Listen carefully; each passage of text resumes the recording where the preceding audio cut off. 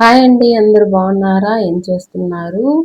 నేను ఈరోజు కొబ్బరి పచ్చడి చేసి చూపిస్తాను. ఫస్ట్ మనము ఒక బాండీ తీసుకొని, బాండీలో ఇలాగా మనం ఎండుమిరపకాయలు, మనం కారం అయితే ఎంత తింటామో అంతవరకు తీసుకొని, ఆవాలు, ధనియాలు, జీలకర్ర వేసుకొని మాడకుండా ఎంచుకోవాలి. మనం కొబ్బరి ఒక చిప్పు ఉంటుంది కదా, ఒక సైడ్‌ది దాన్ని మాత్రమే తీసుకున్నాను నేను. పైన నల్లగా ఉండే ప్యాచ్ మొత్తం తీసేసాను. ఉంచుకున్నా ఏం పర్లేదు. కానీ తీసేసాను. తీస్తే బావుంటదని. తర్వాత మనం చల్లారిన తర్వాత చింతపండు నానబెట్టుకోవాలి కొంచెం. మనం ఒక నిమ్మకాయ సైజ్ అంత చింతపండు. దాన్ని మొత్తం మనం మిక్సీలోకేసేసి కొంచెం వాటర్ పోసి మెత్తగా మిక్సీ చేసుకోవాలి. మనం దంచుకోవాలంటే చాలా లేట్ అవుతది. మిక్సీకేసుకుంటే చాలా బాగొస్తది.